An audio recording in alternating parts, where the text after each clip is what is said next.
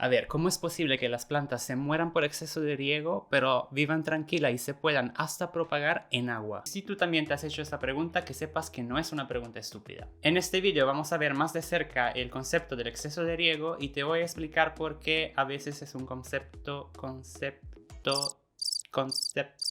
equivocado. Al final del vídeo te daré unos consejos de cómo actuar en caso de problemas relacionados con el riego, así que quédate hasta el final del vídeo y no te lo pierdas. ¿Por qué exceso de riego es un concepto equivocado? Porque fundamentalmente las plantas no se mueren por exceso de riego, se mueren por pudrición de las raíces. ¿A qué se debe la pudrición de las raíces? A tres factores principales: la humedad del sustrato, la falta de oxígeno de aeración en el sustrato y el hecho que la planta tenga raíces débiles. Esos factores juntos hacen que en el sustrato de la planta se produzcan hongos y otras bacterias, las raíces se pudran, la planta ya no esté capaz de fotosintezar, etc. y se muera. El concepto de exceso de riego nace desde el primer factor, o sea, excesiva humedad en el sustrato, pero no es el único factor que mata a tu planta. Ahora, siempre es útil pensar a las plantas en cómo viven en su hábitat natural. Vale, reciben el agua de lluvia y la reciben de una forma que no es controlada como nosotros controlamos el riego en la maceta. Entonces, no es el riego el único factor de que deberías preocuparte. El sustrato juega un rol importante. Cuando hablamos de sustrato drenante, no significa que es un sustrato seco. Puede ser un sustrato húmedo, pero que deje pasar el agua, que deje fluir el agua y que deje espacios de aire.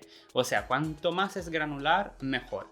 Por eso vamos añadiendo corteza de pino, perlita, para que haya espacio de aire, para que las raíces y los pelitos de raíces puedan oxigenar. Porque es importante distinguir un sustrato drenante de un sustrato seco.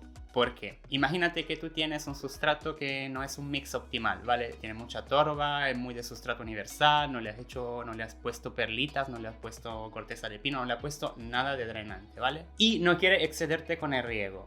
Entonces, ¿qué pasa? Que deja pasar mucho tiempo entre un riego y el otro, el sustrato se seca y como resultado se compacta mucho. Así que cuando vas a regarlo, no solo no tiene oxígeno, sino que el agua no penetra ni siquiera en el sustrato hasta las raíces, se va por los bordes de la maceta, no sé si te ha pasado. En ese caso es súper importante garantizar oxigenación a las raíces. ¿Y cómo se hace eso? Yo lo hago con un palillo chino, de eso de comida china, y le hago huequitos en el sustrato, claro, gentilmente para no dañar la raíz. Vale, ya hemos visto dos factores importantes: excesiva humedad del sustrato y el hecho que el sustrato no tenga oxigenación. El tercer factor que os decía era raíces débiles, ¿vale? Porque si las raíces ya están débiles o enfermitas, es muy fácil que produzcan hongos y otras bacterias. Entonces, ¿por qué las raíces son débiles? Fundamentalmente por falta de luz.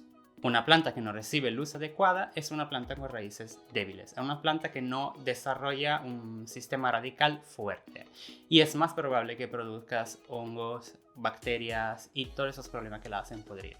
Si volvemos a pensar en las plantas tropicales en su hábitat natural, es así que desarrollan raíces muy fuertes porque viven en condiciones de crecimiento ideal, incluyendo la luz. Así que la luz es tanto importante cuanto el riego cuando hablamos de pudrición de las raíces. Dicho esto, a todos nos pasa que se pudran las raíces de una planta y que se muera por exceso de riego, especialmente cuando tenemos una planta nueva, estamos todavía en un periodo de aprendizaje con esa nueva planta. Así que te voy a dar unos consejos en caso de que te pase ese problema en cómo recuperar una planta con raíces podridas. Primera cosa, es importante actuar rápidamente e identificar el problema. Ahora, muchas plantas te dan señales, se caen las hojas, se ponen amarilla, marrón. Ojo, que no estoy hablando de hojas que se caen y se ponen amarilla porque son hojas viejas, o sea, es un proceso natural de la planta. Hablo que hasta hojas nuevas o muy jóvenes se caen.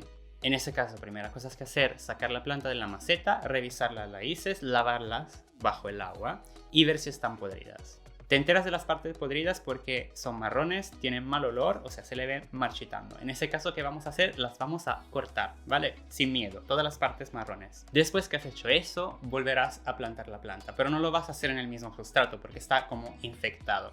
Entonces, ese sustrato viejo con hongos podridos lo vas a tirar y haces un nuevo mix de sustrato, posiblemente más drenante. Y si lo vas a plantar en la maceta de antes la vas a limpiar, desinfectar también la maceta. Consejo extra, si has cortado muchas raíces y han quedado muy poquitas y la planta tiene muchas hojas todavía, lo que te recomiendo es cortar un poco también los tallos y las hojas de la planta porque el riesgo es que haya mucha planta que alimentar y ya le has cortado todas las raíces, así que la vas a ayudar dándole un poco menos de trabajo a esas raíces enfermitas. Y finalmente pones la planta en un sitio bien iluminado y esperas a que desarrolle de nuevo otros tallos, otras raíces. Eso sí, manténla bajo control. Espero haber dado respuesta a la pregunta inicial. El agua en sí no es el problema, las plantas viven en el agua. El problema son todos los factores en ese conjunto que causan la pudrición de las raíces. Cuando hablamos de cuidado de plantas, no me canso de decirlo, hay que ver todos los factores en un conjunto y no aislarlos. Riego, sustrato, material de la maceta. Espero que este video os haya ayudado a tener a formar un punto de vista más completo. Me gustaría conocer toda tu experiencia con exceso de riego, raíces podridas, las plantas que has recuperado, así que déjame un comentario en YouTube o escríbeme en Instagram y yo siempre contesto. Y no te olvides de suscribirte a mi canal de YouTube, donde puedes encontrar más vídeos como eso, vídeos sobre cuidado de plantas, vídeos sobre plantas en general, todo sobre el mundo de la planta. Un abrazo.